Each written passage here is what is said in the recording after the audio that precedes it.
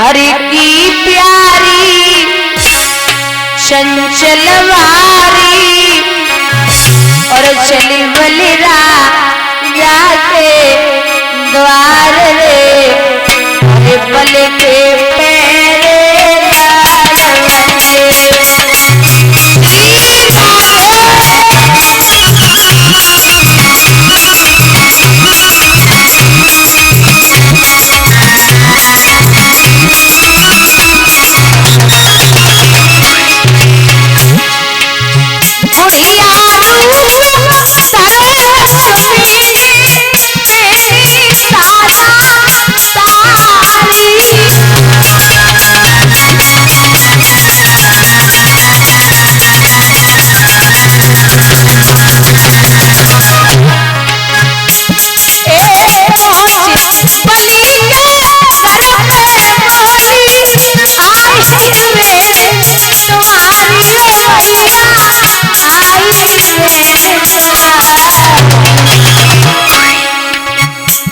उठे जरा मिलो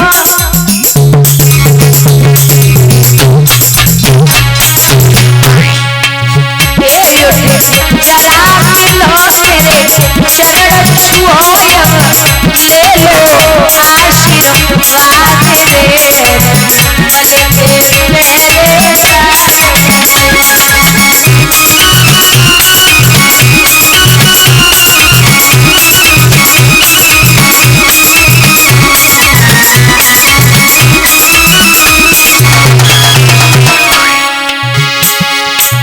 राजा बलि ने जवाब दियो, बहना हमने पहचानी ना है, तू कहां से आई? इतनी बूढ़ी बहन तो हमने पहली बार देखी।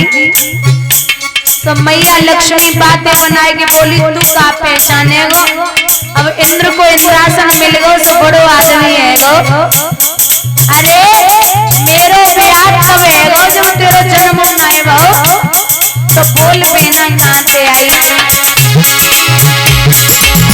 दूर देश से आई मेरे भैया, उम्र बड़ी है सारी।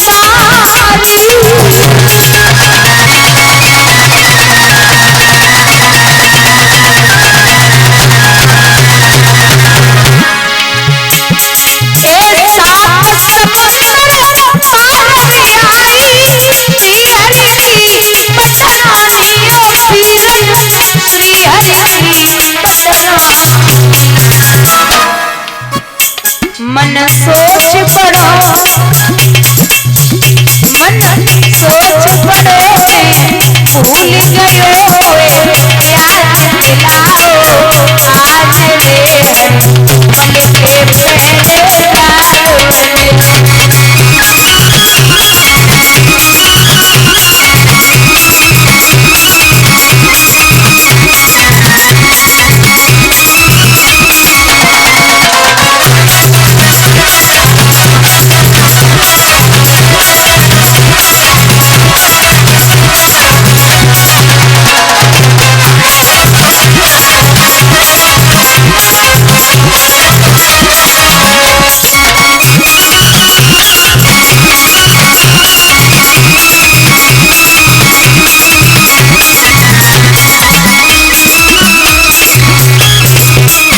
रक्षाबंधन को समय है बहना, रक्षाबंधन का समय है। राजा बलि की कलाई में राखी बांधी तो राजा बलि बोले, बहना तू कुछ मांगे ले। तो बहन बोली, भैया धन दौलत कुछ नहीं, एक बचन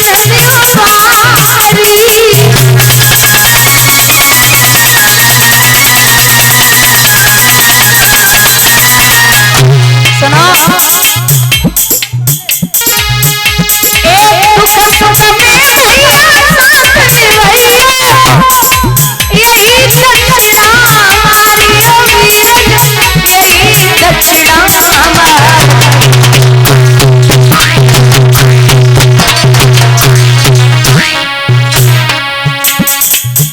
यही बर्मा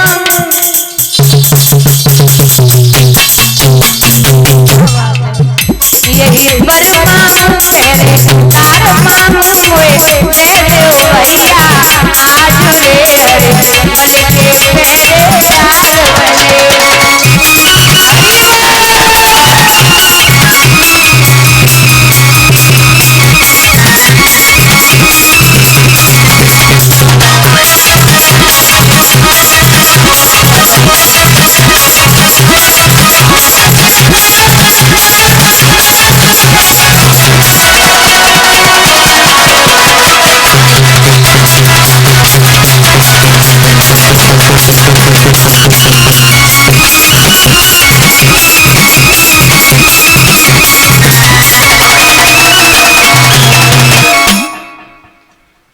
जो पहरा लगा रहे हमारे यहाँ ये नहीं है, इनको दे दो।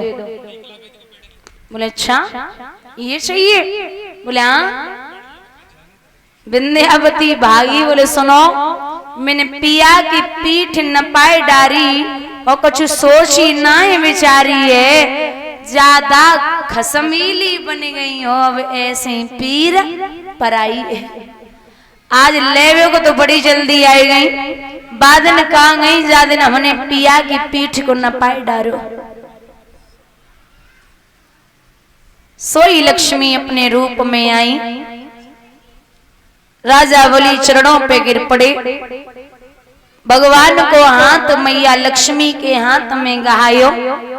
ले बहना, मैं वादे का बहुत पक्का हूं, 3 लोक 14 भवन इंद्र को पुनः वापस दिए। माँ लक्ष्मी ने आशीर्वाद दिया और कहा जाओ, जब जब आप हमें याद करेंगे मैं आपके यहाँ आ जाऊंगी। लक्ष्मी और सरस्वती में एक ही फर्क है। लक्ष्मी का नियम है ये आएगी और अगर इज्जत से आप नहीं रख पाए लक्ष्मी को तो ये चली जाएगी। अगर आपने लक्ष्मी का अपमान किया तो ये चली जाएगी। लेकिन सरस्वती का नियम है पहले तो ये आती नहीं, अगर आ गई तो फिर जाने वाली नहीं है। और जिसके पास लक्ष्मी और सरस्वती दोनों हैं वो बड़ा भाग्यशाली व्यक्ति होता। बोलिए गोविंद भगवान। मनसा वाचा कर्मणा पति में मनसा वाचा कर्मणा पति में तो ये कसम आज से होवे मन समान मेरे भैया, होवे मन में समान।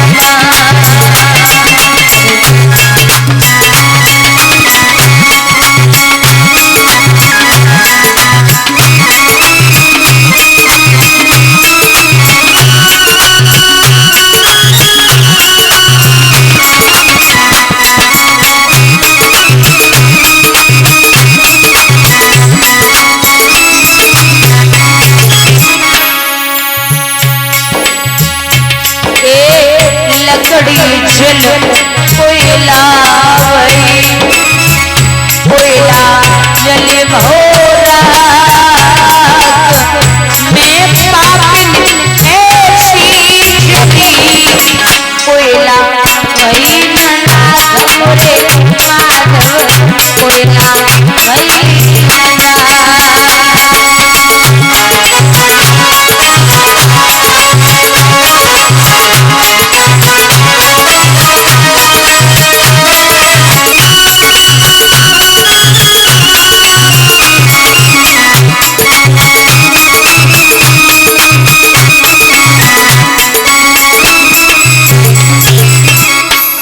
जैसे ही परीक्षित मैतरानी ने लोटा छोड़ो पुनः राजा गधा से मनुष्य बने गए।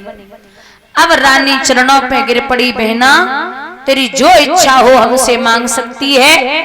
मैतरानी मुस्कुराई के बोली हमें सोना चांदी नहीं चाहिए, फिर बस इतना चाहिए कि इस एक लोटे के बदले में तुम्हारा पुत्र हमारे यहाँ 100 घड़ों जल भरे, ये मेरी इच्छा है।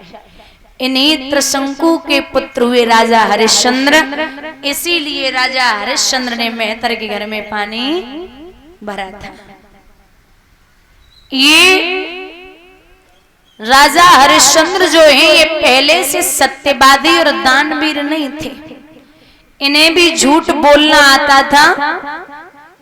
इनके कोई संतान नहीं थी तो उन्होंने वरुण देवता का यज्ञ किया।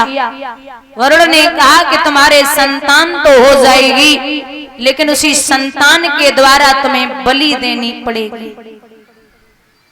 बोले पुत्र की प्राप्ति हो जाए मैं बलि दे दूंगा।